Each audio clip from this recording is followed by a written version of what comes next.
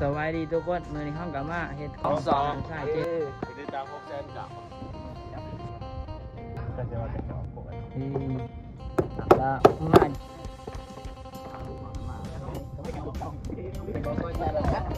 ขอคำคมในการเฮ็ดเบียงนี่กูยังใส่คอบ้านเป็นไม้หลงงมันสีมันสูง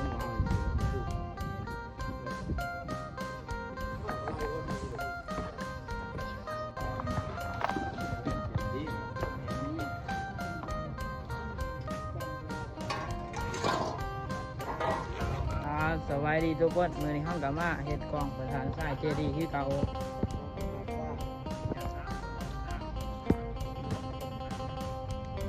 นี่เป็นขั้นตอนกำลังตัดใหม่เนาะด้วยสน.อุดจันทร์สุขมังมาจากวัดป่าแสงธรรมเมืองสุขมาเมืองจำปาสักเนาะเพราะว่าเพิ่นมาจากปากซ่องปากซ่องแดนหนาวเชื่อนี่อยู่กับปากเซ่เจ้าว่ามันจะเชื่อมาจากว่าแสนเงินประธานสายเจดีย์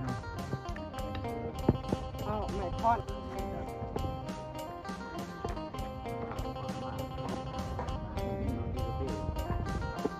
ว่าอ่านที่ต้องยามแล้วคน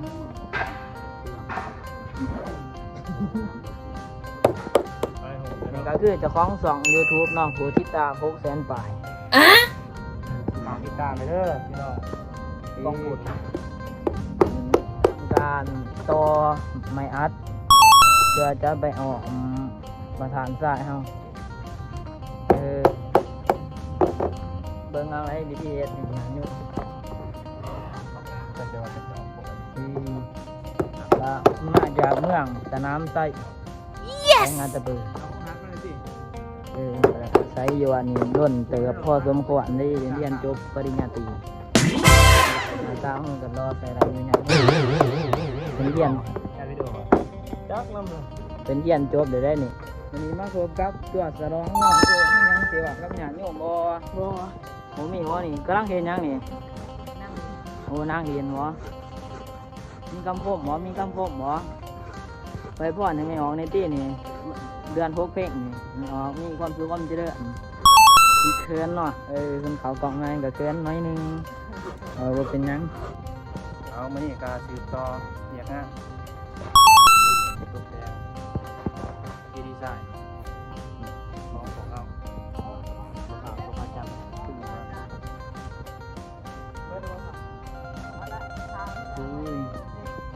อยู่บ้านงานโยมมีแนวอะไรจะดีสายเฮ็ดแนวนี้อยู่บ่นี่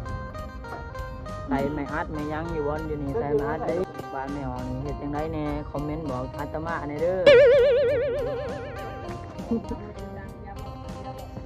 นี่กำลังทำขั้นตอนต่อเนาะเพื่อทำไปเฮ็ดเป็นมึงนี่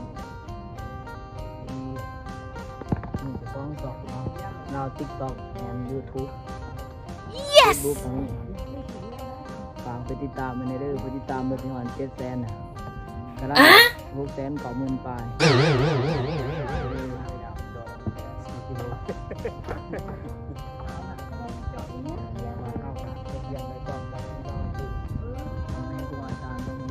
ใส่กันนดเพื่อพวกเดี๋ยวไว้เพื่อไปหาอยู่หาเนาะเบี่ยงเดี๋ยวไว้มันก็เดี๋ยวไว้เนาะยังสิว่าเราเนี่ยคือแบบเดินทางมาจนว่าจังแม่นสู้ไอ้เรามาหอนกันดึงมาแจอยู่บ้านจำเป็นต้องเลยตัดเสียงเสียไม้เสียง3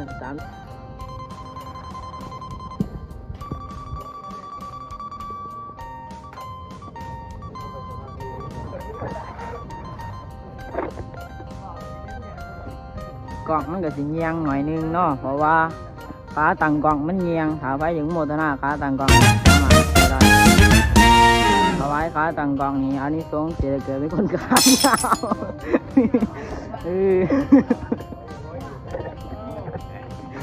วถวายไม่อัดเก็บนับนอนหยาดโยนถาว่าไผถวายไม่นี่เกิดศาสนาสิเป็นคนมีชื่อเสียงโด่งดังไปทั่วประเทศออกต่างเลย ไปอยู่ไสไฟกับหาไฟกับหอมได้เลยถามว่าถวายไหมนี่ตั้งไว้นี่แล้ว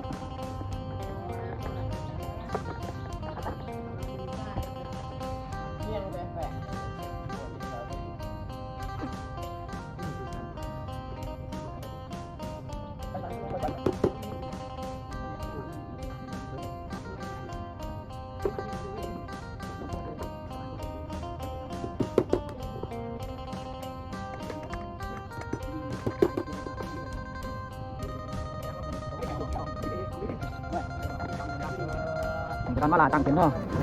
นี่กล่องก็เลยช่วยเขาน้อยหนึ่งยังไม่ใช่มากล่องเนียง กูว่ากล่องกูว่าต้องเป็นแนว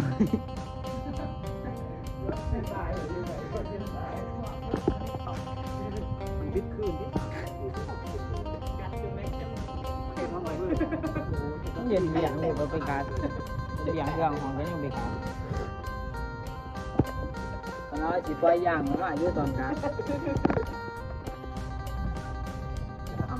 เป็นคนมีสติลมหายใจตรงนี้นะ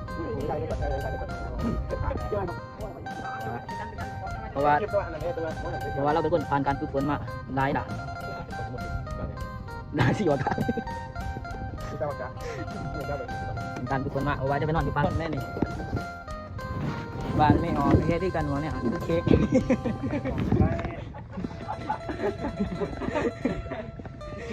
ตายแล้วพยานอาจารย์ดีหาเฮ็ดเดียวนี้งามแน่นอนมาทานบวกหน่อยเด้อใครอยากมาร่วมถวายปัจจัยเฮ็ดบุญง่ายเพราะว่าอยู่กับคิวจอดรถตลาดดาวเรืองเลยลงจากรถก็มาทำบุญอยู่นี่เลยวอล์กว่าความนี่นะนี่มันทอดที่ปลายมันอันนึงมาการอะไรเนาะแต่ว่าต้องแม่นพอปลาย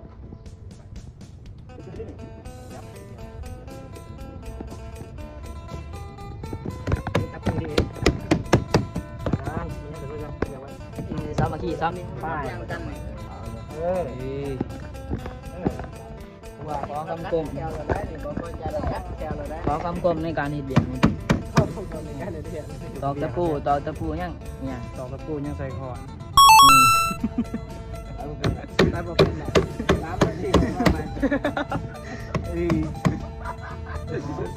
ต่อเต้เอาตะปูยังใส่คอนหาเจ้านอนว่ามีหมอนมากอดคอยกระไรเด้องมตั้งนานเป็นเบียงต้องมีมวนมีซื้อน้ำเดี๋ยวโบต้องจริงจังไรโบจริงจังจนแขนอัดถือว่าแต่เมื่อเดียวเลยเรื่องนึงเลย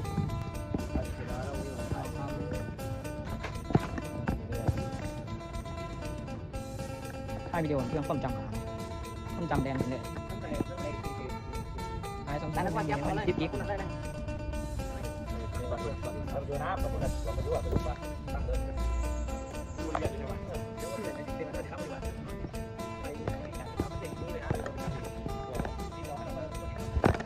Welcome to party. This is my temple. Can you introduce yourself in English? No. มาแต่ฝรั่งนี่ก็คือเป็นการว่าลาที่กำลังจะเอาเค้กถึงเป็นก้อนที่สาม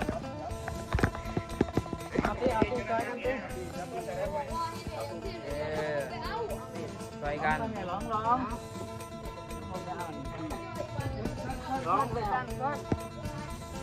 นี่ก็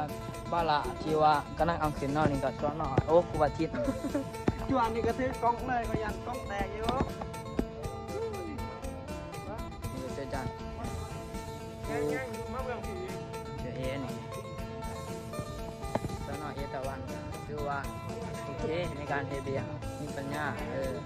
เข้าใจเบียงงานได้ดีก็ทุกงานทุกวงแม้ว่าเก่าบ่สูตร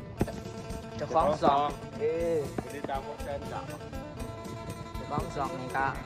การเฮ็ดเวียงเฮ็ดงานก็คือว่าประสบการณ์หลายพอสมควรเนาะเคยสั่งมาใจได้เป็นดังได้นี่ สบการ ปกติยังอาจจะเปิดปกติบาดวงแล้วอย่างเช่น แม่นอยู่หาแต่เปิดเด้อ พวกเพ่งมีบ่โอ้ ประสบการณ์หลายถ้าว่าญาติโยม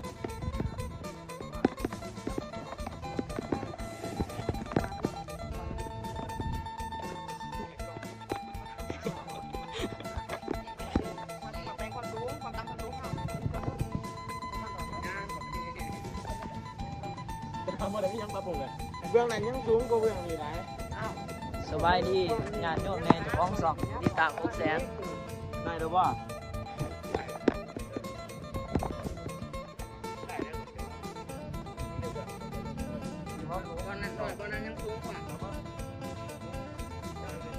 มีกล้ามมาตบ ไว้ชอบเป็นมือกล่องที่ว่าสู้ชีวิตนี่ก็ตีมือกล่องตากล่องมันจีบเจ็บเบิดแค่นั้น นี่ยังสูงนี่ ถ้าจะได้สูงก็ว่ากันเด้อพ่อแม่ครูบาอาจารย์ไอ้น้องเฮา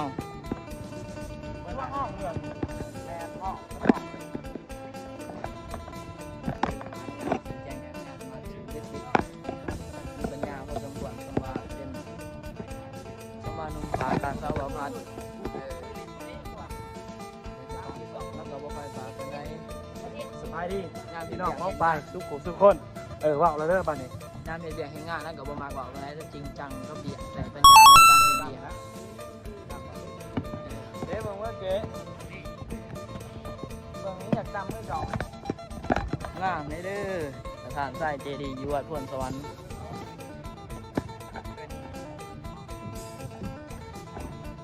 เห็นบ่นี่ถ้าว่ามันบ่ซื้อก็คอมเมนต์บอกกันเด้อญาติโยมเด้อถ้าว่ามันบ่ซื้อ ได้กว่าก็ได้ว่าได้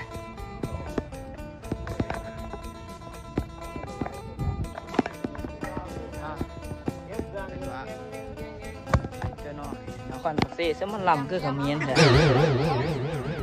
าไม้ขึ้นมาได้ทางนี้ว่าต่อก็ไม่พอเด้อ ในเย็นบ่นี่ก็คือไม้นาซาม ไม่ใช่เป็นหน้าขนาดจะทำตรงไงกัน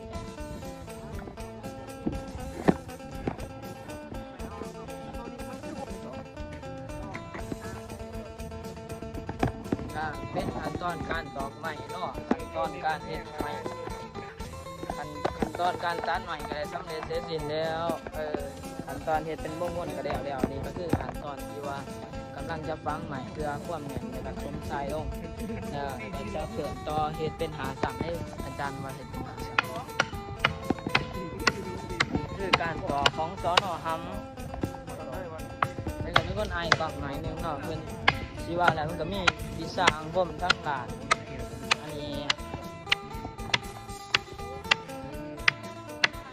จิตอาจารย์นี่อาจารย์สมภพเนี่ย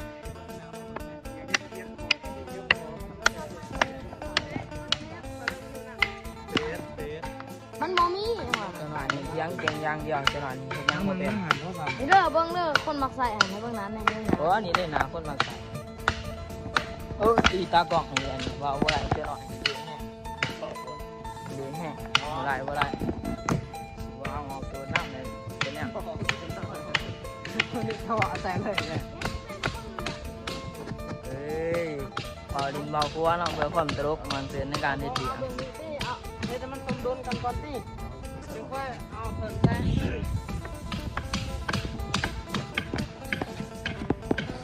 ่ก็ นี่แต่ถือกล่องแป๊บว่าใช่แป๊บน้ำเย็นมากินน่ะปะจับ ไอ้ กล่อง แต่ มา ก็ มา แต่ว่าสิถือบางน้ำเย็น ว่า เนาะ นี่แป๊บ เอาอันญาติโยมเห็นไลฟ์สดไลฟ์แซ่อันนี้ก็เอาน้ำเย็นมาให้พ่อแม่ครูบาอาจารย์กินเด้อในขณะที่กำลังเฮ็ดเบียงอยู่เพิ่นก็กำลังต้องการน้ำเย็นหลายจำนวนหลาย เอาใหม่มาจะลอง เพิ่นต้องการน้ำเย็นจำนวนหลายเนาะถ้าว่าญาติโยมเห็นไลฟ์สดนี่ก็เอาน้ำเย็นมาให้แน่ก็เองเอาน้ำเย็นมาถวายแน่ ความจำของมันเต็มหัว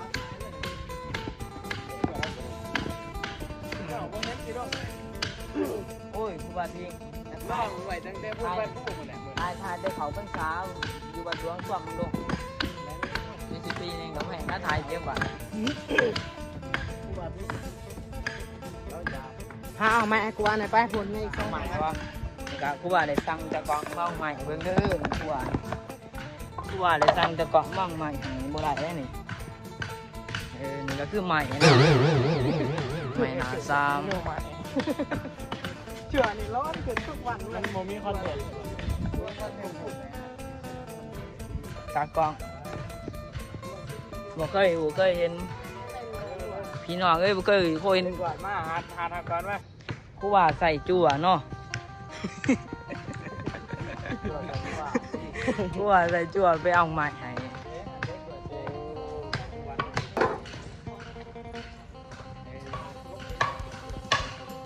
ตัวนั้นก็ตัวตึงเก่งทุกหลังกัน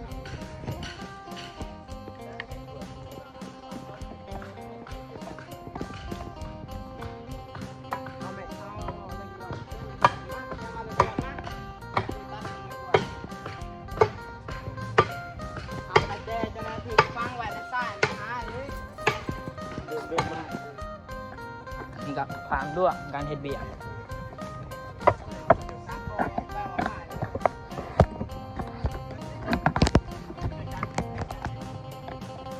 เอ้ย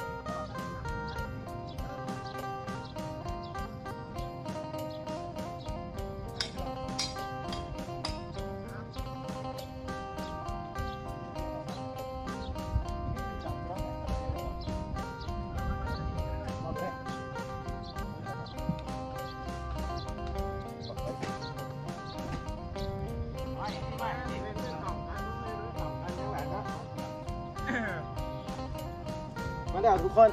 นี่นี่ครับเป็นบทบาทมือกล่องคนใหม่เนาะว้าว35 นาที35 นาทีว้าผมเรียกว่าถอดไข่กระแตกเนาะโทรศัพท์เนาะจังหวะนี้จังหวะนี้เด้อมือก่อนแล้วก็เป็นมือกล่องนี่ไทยบอดีเขาก็ได้ให้เศร้าก็มาเห็นแล้วนี่ตกแตกเขาถือกูว่าหายไปจากส่วนเนี่ยนี่ อันนี้บ่ได้นี่บ่ได้เฮ็ดหยังหรอกอันนี้ เฮ็ดคือถือกล่องมาเฮ็ดทูๆไทย เลย เอาดวงเท้าเป็นมือไม้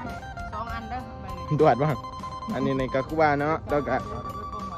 เราหายเก่งในจังน้อยพูนบอลเขาเฮ็ดขนาดหุ่นติ แม่เขาอยากกินน้ำเย็นๆไว้ไป โดยเนี่ยมาเสิร์ฟอันนี้เจ้าห้ำนั่นแล้วก็เฮ็ดยังดูโห นี่จูฮันจะมาจับมันดิปลาโนกาเดี๋ยวไป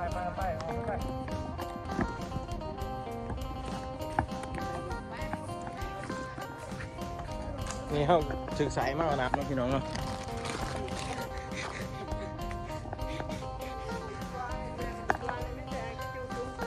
นี่นี่มุดเลยขน่อยโอ้ดีแล้วมาเบิ่งเจ้าของผู้ที่ตาม700,000เนาะบางนึงนี่600,000เก่านี่คืนน่ะคืนไหนติดดอกคนหนึ่งนี่มุดเฮ็ดเรียกยางเป็นน้องพี่น้องเนาะนี่ก็ยังกับโอ้โหเนาะ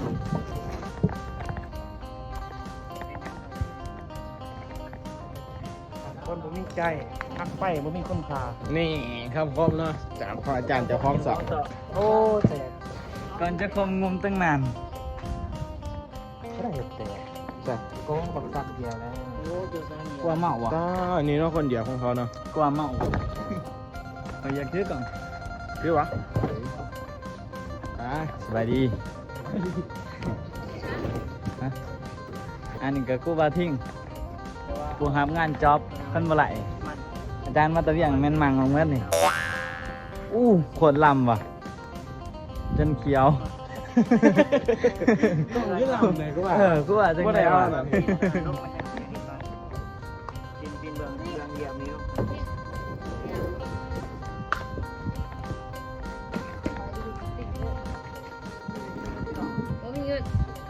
หรือว่าแสงมันบ่หายว่ะแสงบ่หายถ่ายอะไรก็บ่งามนะครับว่ะ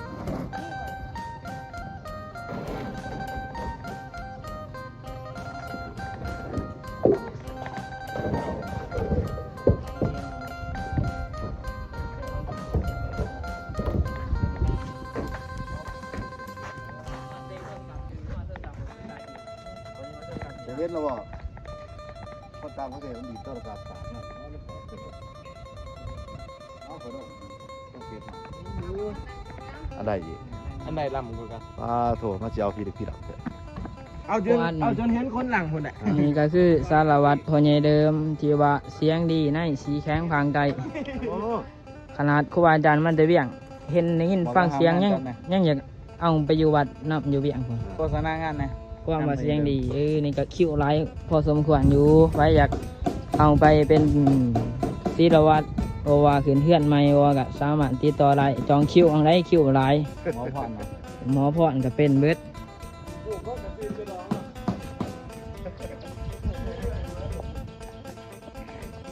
เป็นหยัง เฮ็ดลิ้นตีบ่เห็นซะบ่ ใครวะ แง่งนะ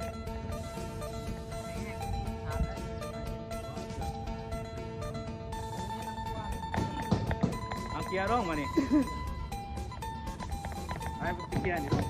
ซักไปแม่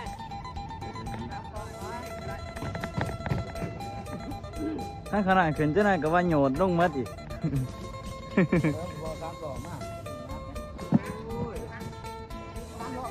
เอาอย่างเอ็นยังอีก โอ้จุกคนนะบอลก็ว่าทิ้งคนนะ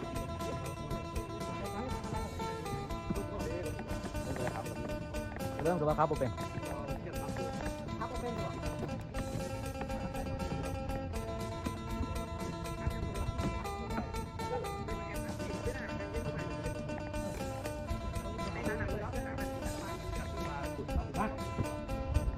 ตั้งเด็ดเด้อ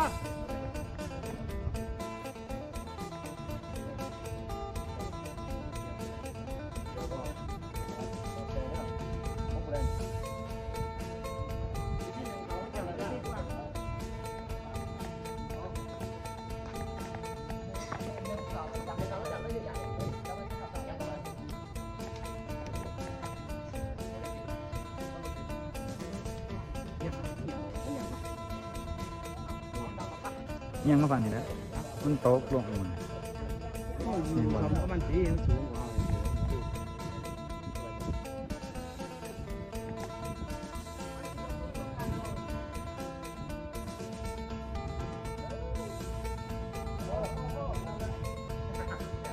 ภาษาลิ้นไทยเรื่องใดเขาจะเตรียม แบบเอ็นๆเลย ไปเอ็ม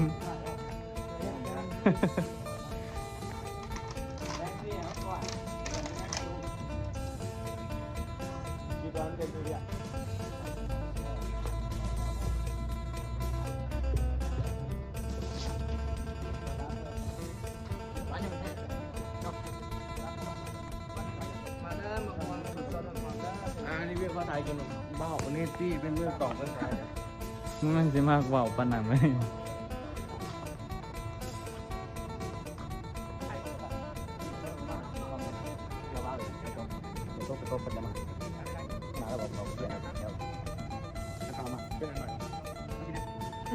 บ้านเลยไม้หลงวัง อู้3 คนเพิ่น ทำไมเรายืนเป็นเพี้ยนนี่ครับ ใช่ปะ นั่งกินแบบนั้น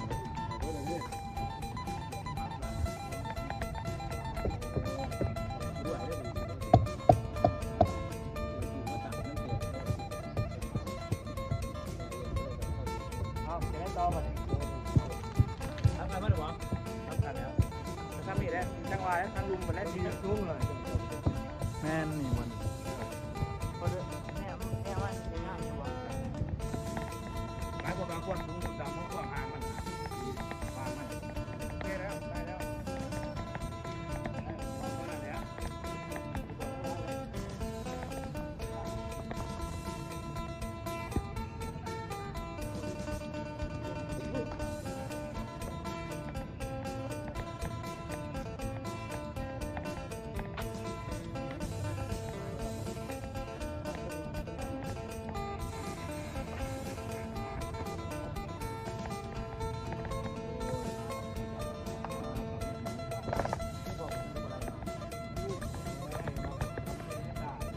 วางปีกายอยู่ตรงก่อนได้เพราะผมนะ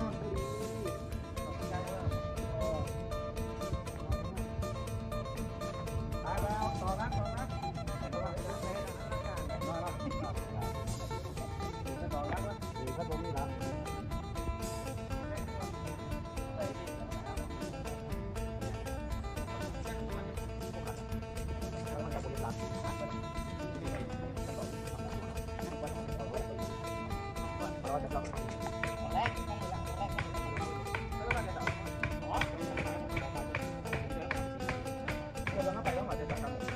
จะเขากล่องนะอย่าพูดอยู่นี่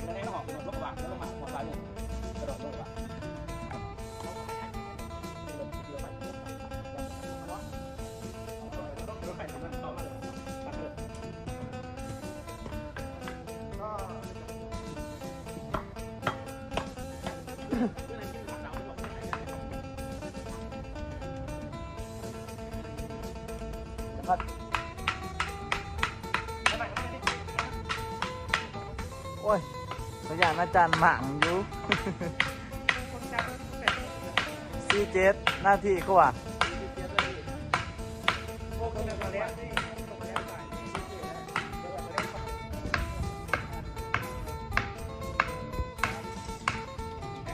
ทาย0.5กว่าทาย0.5มันจะงาม ใกล้เกิน บอกว่าถ้าเบิ่งคลิปตอนสุดท้ายได้งามดิงามไหนกว่า